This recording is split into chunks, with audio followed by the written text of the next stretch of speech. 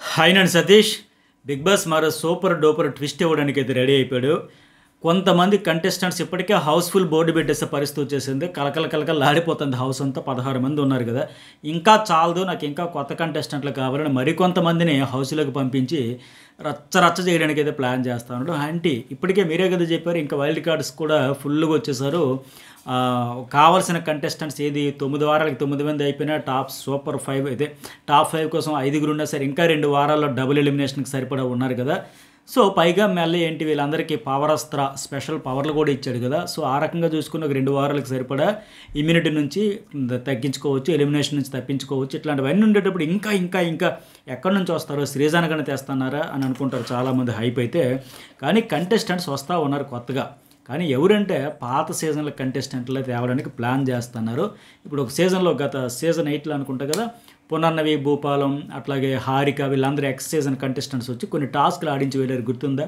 చాలా గొడవలు అయ్యాయి, చాలా పెద్ద గొడవలు అయిపోయినాయి.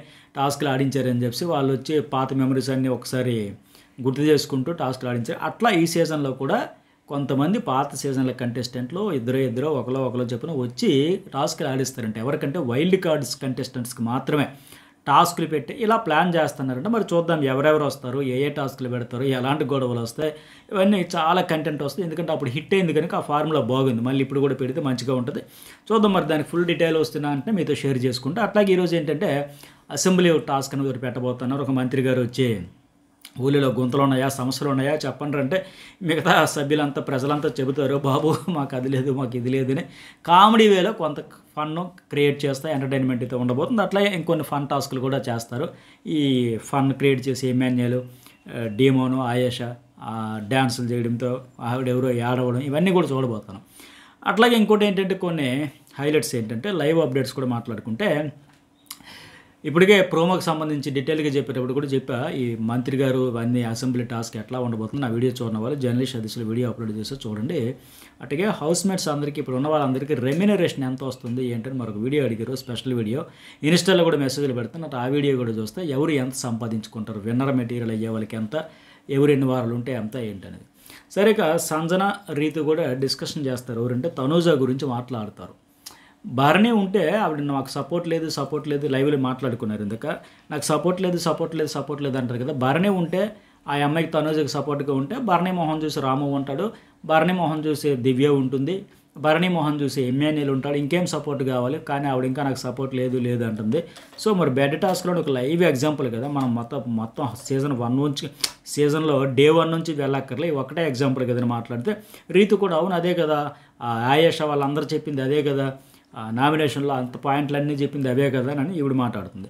అంటే ఎమ్మెన్యేల్ రీతు కూడా రాము గురించి డిస్కషన్ చేస్తున్నారు. సంచాలకుగా ఉండేటప్పుడు బ్లాక్ మార్క్ వస్తుందని భరణి చెప్పిన మాటలకి ఇన్ఫ్లుయెన్స్ అయ్యి సంజనకేమో అక్కడ నైట్ పడుకునేదానికి పర్మిషన్ ఇవ్వాల, ఫస్ట్ ఓకే చెప్పి తర్వాత కాదన్నాడు కదా. ఇప్పుడు బ్లాక్ మార్క్ సంజన వల్ల రాలే, భరణికి ఇతడు పప్పెట్లాగా అయిపోయాడు, తోలుబొమ్మలాగా అయిపోయాడు, ఇన్ఫ్లుయెన్స్ అయిపోతున్నాడు.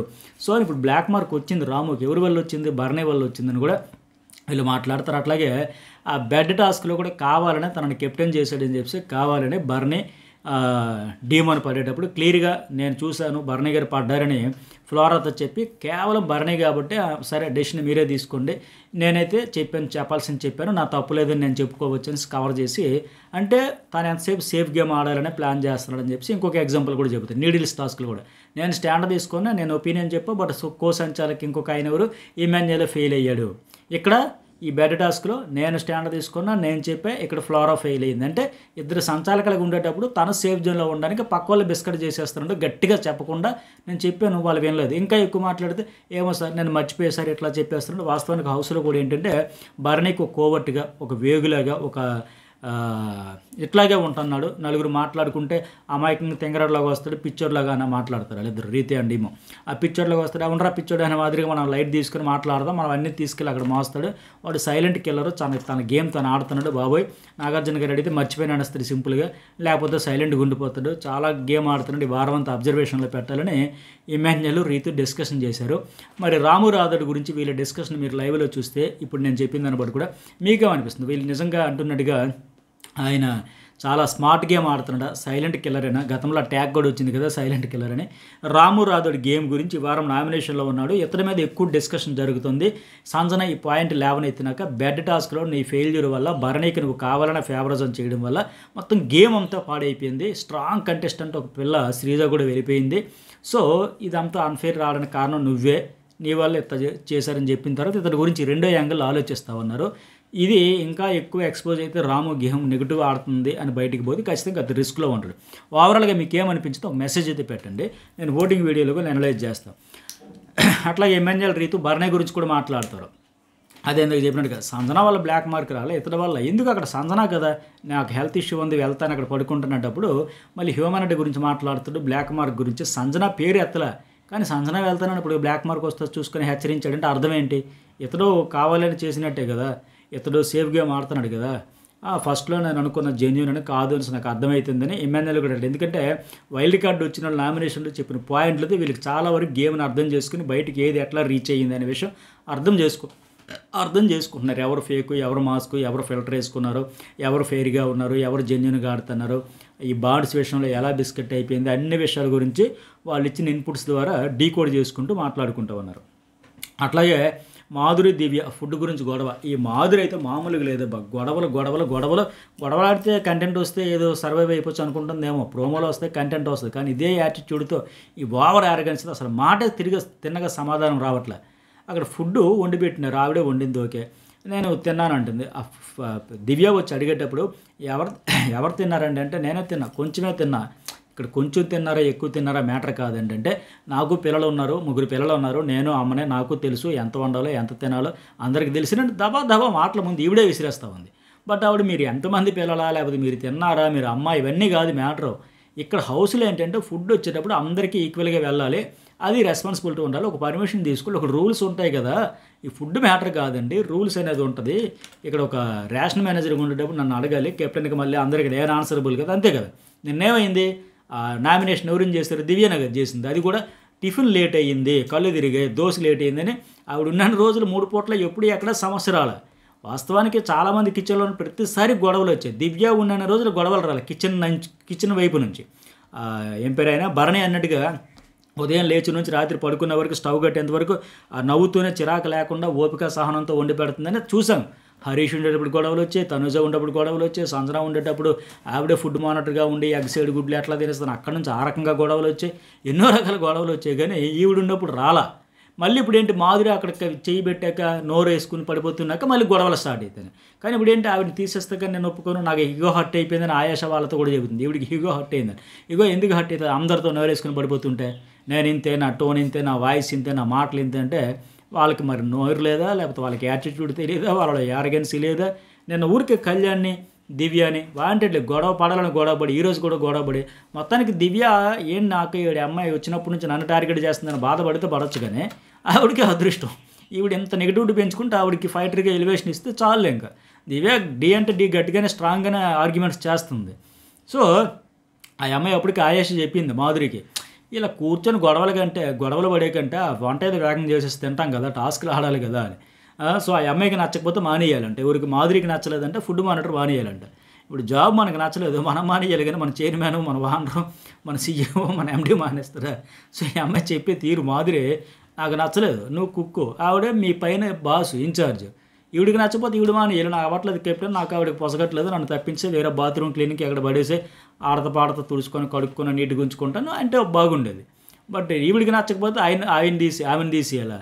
వాళ్ళు ఒక పని డిసైడ్ అయ్యారు, సరేలే మార్చేద్దాం, ఆవిడనే మార్చుదాం, మిగతా వాళ్ళు 3 అట్లా చేసుకుంటారులే, ఇంకా అక్కర్లే 5వ పర్సన్ 4వ పర్సన్ ఈవిడిని తీసుకెళ్ళి వాష్రూమ్కి ఇచ్చేద్దాం, ఆ వాష్రూమ్ క్లీన్ చేసుకుంటుంది ఆవిడ నేను చెప్పి అన్నట్టు. మరి మీకేమనిపించింది? మాధురిని వాష్రూమ్ దగ్గర పెట్టేయాలా, క్లీనింగ్ డ్యూటీ అప్పచెప్పాలా, కిచెన్లోనే ఉంచాలా, ఎక్కడుంటే ఇప్పుడు గొడవలు వస్తున్నాయా, అసలు ఏమనిపించింది ఒక మెసేజ్ అయితే పెట్టండి. అట్లాగే ఓటీటీ ఒక్కటే విన్నర్ మహిళా కంటెస్టెంట్ అయ్యారు, బిందు మాధవ్ అయింది కదా. సో ఈ సీజన్ మనమే గెలవాలి, అమ్మాయిలే గెలవాలని మాధురి చెబుతుంది. ఆయేష వీళ్ళందరూ మాట్లాడుతాను సరదాగా కాన్వర్జేషన్. మరి సీజన్లో ఎవరైనా ఫిమేల్ కంటెస్టెంట్ గెలిచే అవకాశం ఉందా లేదా, మేల్ కంటెస్టెంట్కి అవకాశం ఉందా? మీకు ఇంతవరకు 5 వారాలు ఆట చూశారు కదా, ఈసారైనా అవకాశం వస్తుందా? ఒక మెసేజ్ అయితే పెట్టండి, ఫీమేల్ కంటెస్టెంట్ ఎవరికైనా ఛాన్స్ ఉందా. అట్లాగే భరణి మళ్ళీ తనుజతో చాలాసార్లు నీకు చెప్పాలనుకున్నామ్మా, పొల్యూట్ చేసేస్తారమ్మా వాళ్ళంతా, నీకు చెప్పాలనుకున్నా టైం వచ్చినప్పుడు చెబుదా అనుకున్నానమ్మా, ఎప్పుడు వచ్చేది టైము, ఏదైనా చెప్పాలంటే చెప్పాలి కదా. దివ్య విషయంలో కూడా సేమ్ ఇలాగే నాంచుడి ధోరణితనం, రోజు పొగడ్తలతో ఆకాశానికి ఎత్తేస్తాడు. నీలో నెగిటివ్స్ ఉన్నాయి, మైనస్లు ఉన్నాయి, అవి మాత్రం చెప్పడంట.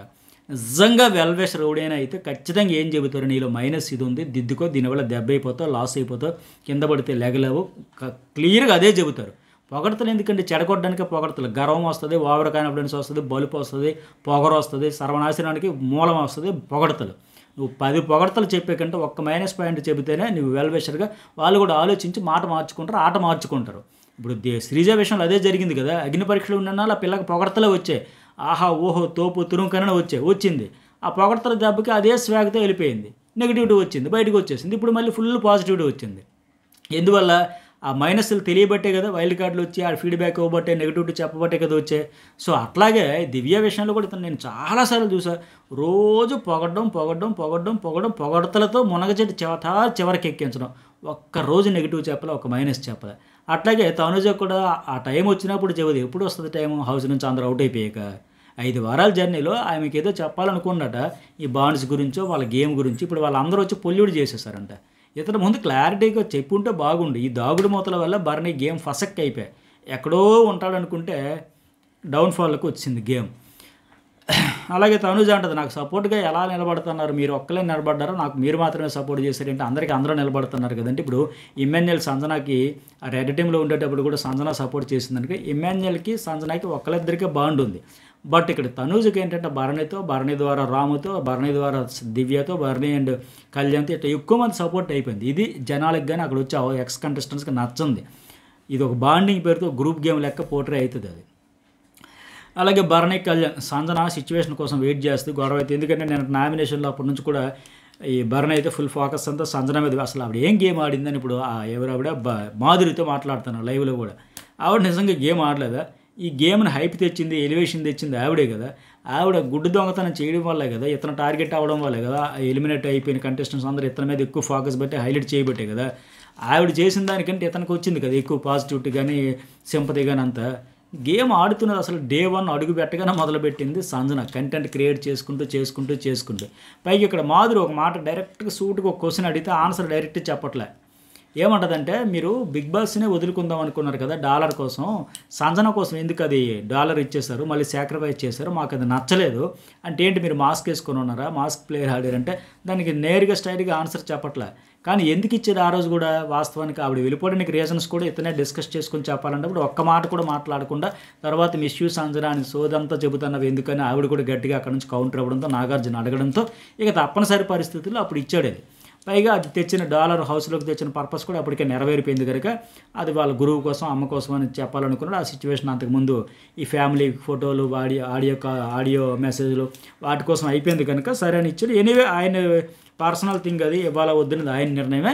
కాకపోతే అంతకుముందు వాళ్ళు అడగడం వల్ల నాగార్జున ప్లస్ సంజన ఆ సందర్భంలో ఇచ్చాడు. సో దానికి మళ్ళీ నేను సాక్రిఫైస్ చేశానని చెబితే, మరి ముందు నువ్వు అక్కడ నీకు సిచ్యువేషన్ వచ్చి డెసిషన్ మేకింగ్ తీసుకున్నప్పుడు డిజర్వ్ కంటెస్టెంట్ ఉంచాలి, కానీ పనికిరాని వాళ్ళు ఎట్లా పంపించేస్తావు.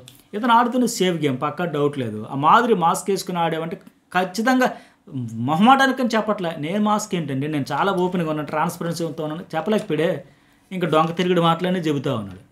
అట్లాగే దివ్య తనుజ గొడవ ఏంటంటే 6గురిలో మొన్న ఆడారు కదా కళ్ళకు గంతలు కట్టుకుని టాస్క్, అదేంటి 6గురిలో 3 మాట్లాడుకున్నారు, భరణి, తనుజ, దివ్య, ఒకరు స్విచ్ ఒకరు ఆపొద్దు అని చెప్పి.